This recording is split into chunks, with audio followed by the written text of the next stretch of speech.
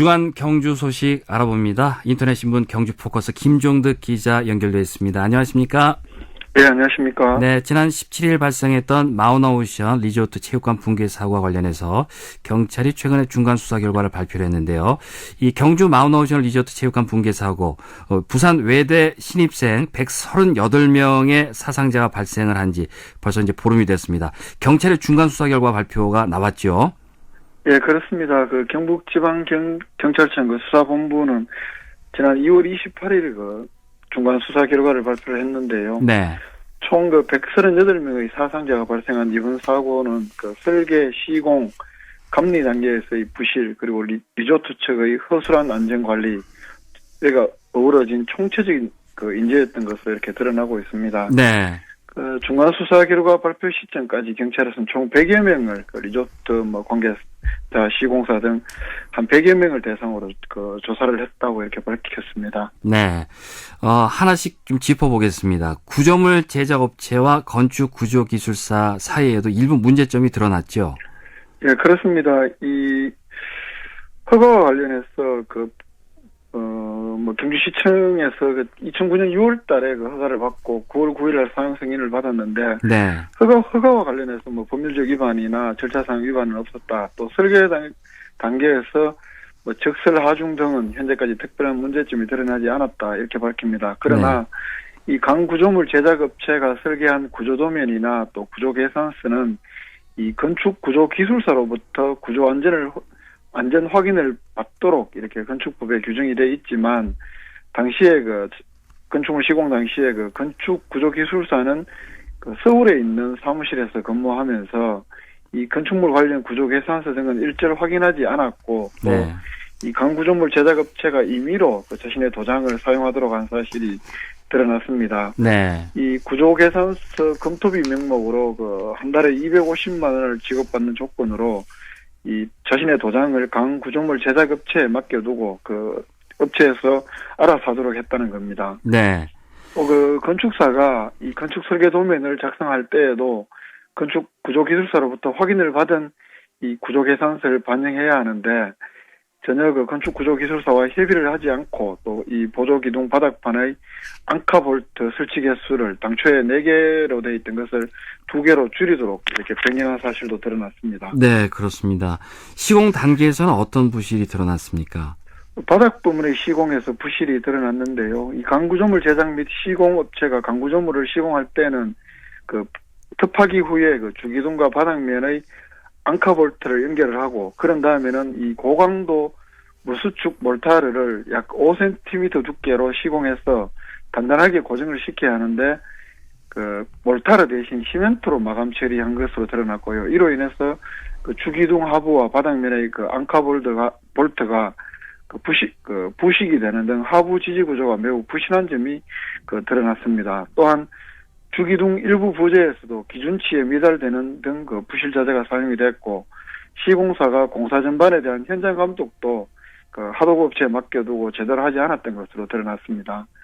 또 그런가 하면 감리 단계에서도 이 건축 설계를 담당한 건축사가 감리를 했는데 현장을 제대로 확인하지 않았고, 이 감리 보고서를 작성하는 바람에 몰타르 시공이 생략되고 또 부실 자재가 사용된 사실 등을 전혀 이렇게 감리 단계에서 발견하지 못한 것도 확인을 했다고 합니다. 네, 그렇군요. 이 리조트 측의 과실 여부에 대한 수사는 어떻게 되고 있습니까? 명확한 책임 소재를 규명하기 위해서 다양한 조사를 하고 있다 이렇게 밝혔는데요.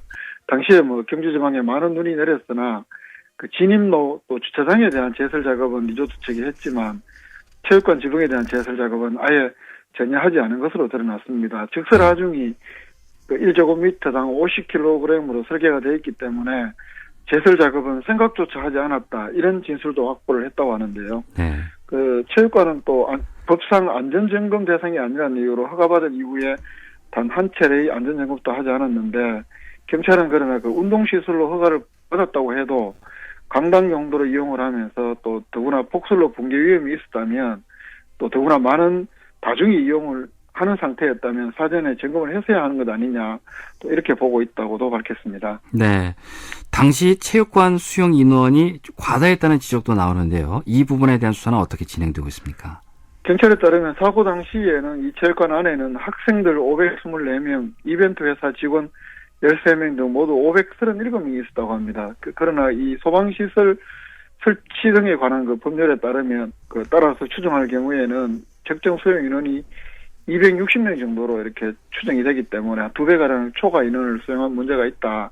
이렇게 밝혔는데요. 그러나 이게 운동시설이기 때문에 이 운동시설의 규정을 받는 체육시설의 설치 이용에 관한 법률에는 수용 인원에 대한 그 기준에 대한 명확한 규정이 없기 때문에 이에 대해서도 그 책임 소재를 명백하게 하기 위해서 다양한 그 법리 검토가 요구되고 있다. 이렇게도 밝히고 있습니다. 네. 현재로서는 인원 초과로 처벌하기는 쉽지 않다. 그런 이야기도 또 들리는 것 같고요. 네, 그렇군요. 경찰은 그 이벤트사 대표의 과실 여부를 그 조사를 하고 있는데 이건 어떻게 됩니까?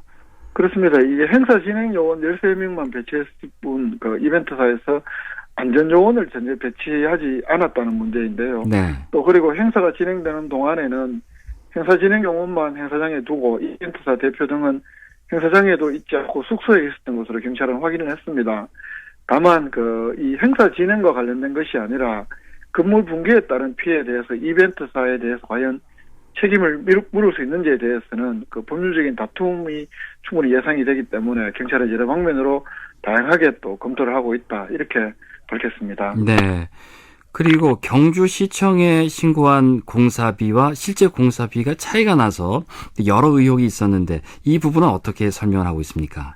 예, 경찰이 최종 확인한 공사 금액은 4억 3,500 이 체육관을 짓는데요. 네. 4억 3,500만 원이었습니다. 그러나 그 시공사인 S건설측과 이 마운오션 리조트 간의 그 계약서상의 공사비는 최초에는 1억 4,900만 원이었다가 그 후에 일부 증액을 해서 1억 6천만 원인 것으로 6,001만 원인 것으로 이렇게 확인이 됐는데요. 네. 그러면 실제 공사비하고 계약서상의 공사비는 한 2억 7,500만 원 가량 차이가 납니다. 네. 처음 계약서상의 그 2억 4,900만 원 이 금액이 처음에 언론에 알려지면서 이 공사비가 너무 적었고 그래서 부실로 이어진 것 아니냐, 또 차액으로 리베이트를 조성한 것 아니냐 이런 다양한 의혹이 그 언론에 의해서 제기되기도 했었는데 이런 의혹은 일단은 중간 수사까지는 사실이 아닌 것으로 이렇게 드러나고 있습니다. 이 계약서상의 금액과 실제 금액의 차이가 나는 것은 이 마운오션 측이 코론 글로벌로부터 이 콘도 하자 보수비 명목으로 한 2억 7,500만 원을 받을 금액이 있었는데 이 금액을 코론 글로벌이 그 체육관 공사를 짓는 S건설 측에 바로 지급을 하게 하고 자신들은 그 차액 1억 6천만 원만 이 계약서로 썼기 때문에 네. 차이가 이렇게 그 실제 금액하고 계약서상의 차이가 났던 거다. 네. 이렇게 드러났다. 경찰은 그렇게 설명을 하고 있습니다. 네. 이 리조트 측이 사고 발생 일주일 전에 체육관 건물의 보강 공사를 주택업체에 의뢰했다는 내용이 언론에 보도가 되면서 리조트 측이 사전에 알고도 좀 적절한 대책을 세우지 않은 것이 아니냐 이런 의혹도 일었는데요. 이것도 사실이 아닌 것으로 드러났습니까?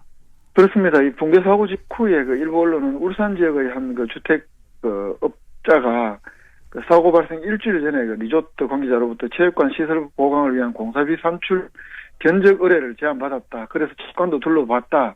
이렇게 이야기를 했고 그 사실을 언론이 보도를 하면서 이런 보도가 사실이라면 그 리조트 측이 사전에 붕괴 위험을 알고도 그 사고 당시 때까지 시설 보강이나 수리를 하지 않은 것이기 때문에 그 경찰에서는 그 리조트 측의 과실을 따지는 매우 중요한 사실이 될 것이다. 이렇게 보고 그 이 업자를 상대로 집중 수사를 벌여왔고 또 언론에서 많은 관심을 가져왔던 부분인데요. 네. 그러나 이 업자는 그 경찰의 최초 그 조사 때에는 언론에 보도 그 된 대로 진술을 하다가 2차 조사 때부터는 진술을 번복했다고 합니다. 그런 사실이 없다 이렇게 이야기를 했다는 건데요. 네네. 그러나 경찰은 이 업자가 번복한 것이 진실인지 언론에 그 보도된 것이 진실인지 이런 그런 것을 따지기 위해서 그 업자의 통화 내용 및 그 기주국 위치와 또 리조트 CCTV 등을 그 다양하게 분석을 했다고 합니다. 그래서 결론적으로는 이 업자가 언론에 했다는 발언 그리고 경찰 1차 조사 때 진술 그 리조트 측의 그